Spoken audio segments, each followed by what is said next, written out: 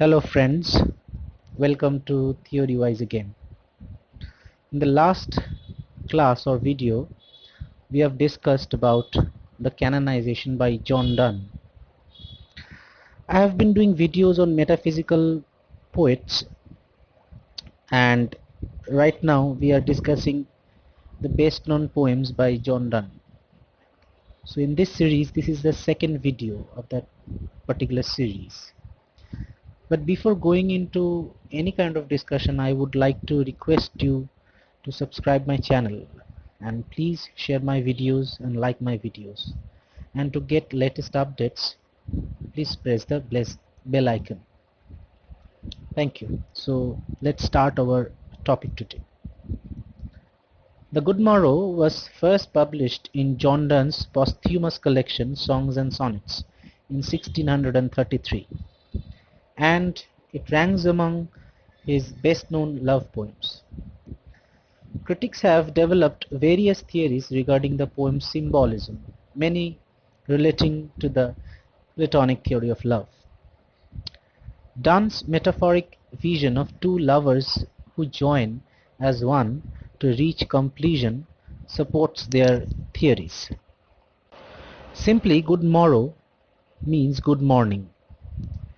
The good morrow or good morning is a common salutation which is usually exchanged when we get up in the morning. Here it refers to a kind of spiritual awakening, an awakening to a new life. It's a whole new perspective. The poem explores essentially the nature of complex love experiences. Two kinds of experiences are involved in this poem. The first kind is dubbed as childish and is therefore rejected. The second kind, which has come as a revelation to him, is passionate love. The poem illustrates all the attributes which have earned the epithet of metaphysical poet for John Donne. The first stanza, we can very clearly see that the lover expresses his surprise as to what he and his beloved did before they fell in love with each other. He regards their former pleasures as childish and their former life as a long sleep in which they were as oblivious of the reality of life as the seven sleepers were during their long sleep of a duration of 2 centuries. In comparison to their present pleasure in love of each other, all their former pleasures seem unsubstantial and unreal.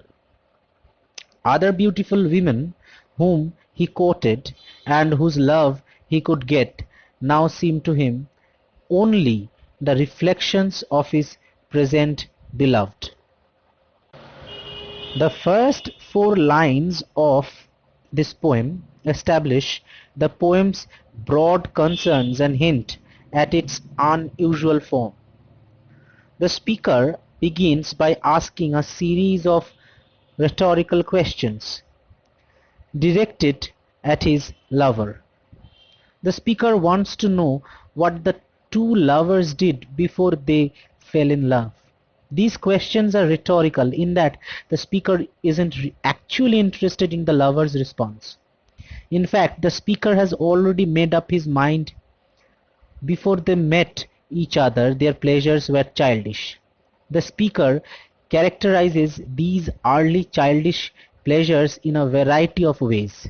They were like babies, still nursing, and therefore not weaned. Or, in other ways, they were only interested in unsophisticated country pleasures. It is potentially an obscene pun on a word for women's genitalia. The third line reinforces this sense of childish existence the two had to go through. The country pleasures are either crude sensualities or immature sexual pleasures, mere surface experiences. Finally, the speaker alludes to an important tradition in Christianity and Islam, the myth of seven sleepers, a group of young people who hid in a cave for 300 years to escape religious persecution. The speaker and the lover were thus like pious Christians. Now that they have woken up, they are rewarded for their uh, piety with a new life. This allusion sets up the poem's core argument that erotic love can have effects that are just as profound as the effects of religious practice. Um, some critics like Christopher S. Nasser believes Plato's cave allegory also influenced Donne's construction. He uses as evidence Donne's reference to a cave in the stanza.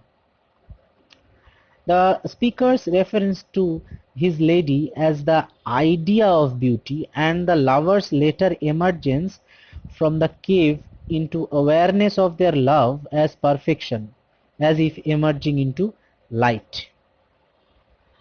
Next, in line number 5, the speaker offers an answer to these rhetorical questions posed in line number 1 to 4.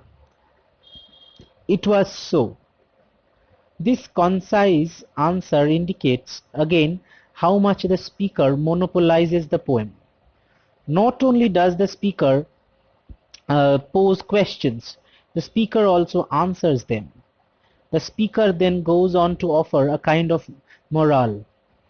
All the pleasures and desires the speaker experienced before meeting the lover were at best a dream of the lover. In other words, those pleasures and the desires were false and lacking any substance. They were only images of the pleasures and joy the speaker experiences now in his or her relationship with the lover. This idea is understood by the use of alliteration in line number 7. The repeated D sound in desired and dream emphasizes that the speaker's desire was just a dream. The first stanza of the Good Morrow reflects on the past and the childish pleasures the speaker and his lover enjoyed before they met each other. The second stanza, on the other hand, turns instead to the present, situating the poem in time and space. It is morning, the sun is just rising, and the speaker and the lover are together. The lover bids good morning to their waking souls. They are now waking into a world, a new world, full of love, and they are bewitched by the force of love. The morning described here serves as a symbol for the awakened souls of the speaker and the lover. It is not only morning in the literal world, it is also a kind of mourning for their souls, which are just now waking up and encouraging, or rather encountering, reality for the first time. Additionally, the sun is often a symbol for Jesus Christ in Christian tradition. The mention of morning here thus suggests that the awakening of the lovers' souls is a religious experience, a potentially controversial assertion since there is no sign in the poem that the lovers are married. The speaker then meditates on love itself. The speaker notes that there is no jealousy in love. The lovers don't need to watch each other carefully to see if their attention is wandering. Love limits their sight. They are no longer interested in looking at other people. All love of other sides controls. Then the speaker makes a bold assertion. Love makes one little room and everywhere. In other words, the room that the speaker and the lover occupy together is so rich and satisfying that it substitutes for all the other pleasures and riches in the world. This is an allusion to an important philosophical tradition in the Renaissance. Many philosophers believed that small things reflected larger things. So, for instance, the human body might serve as an image of the universe more broadly. That is, the microcosm contains the macrocosm. So, too, the speaker claims that the little room described here contains the whole world. The last three lines of the stanza are related to exploration of new worlds. Donne's use of metaphor is cutting edge for its time. Explorers were discovering new terrestrial worlds using the latest maps, and astronomers were beginning to seriously chart the stars. Line 12 to 14 expand the consequences of the bold assertion the speaker makes in line number 11. Love makes one little room and everywhere. If that's true, the speaker argues, the lovers should give up their worldly ambitions. First of all, the speaker says other people, sea discoverers to new worlds, can cross the ocean to map and explore the Americas. Though the poem generally withholds information about its historical and political context, the speaker gives the reader a hint here about that context. It takes place during the European effort to colonize the Americas. These lines also situate the speaker in the poem's intellectual context. Alluding again to the Renaissance idea that the microcosm contains the macrocosm, the speaker argues that each of their bodies is a world unto itself. By virtue of their love, then each lover already has access to a whole world. There is no need to dangerous adventures outside their little room. Let's move on to the next stanza.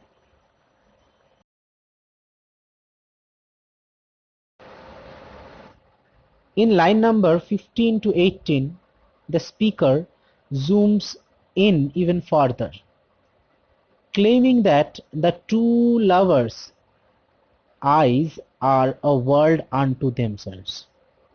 The stanza opens with the lovers are gazing into each other's eyes. Indeed, they are so close together that they can see their faces in each other's eyes.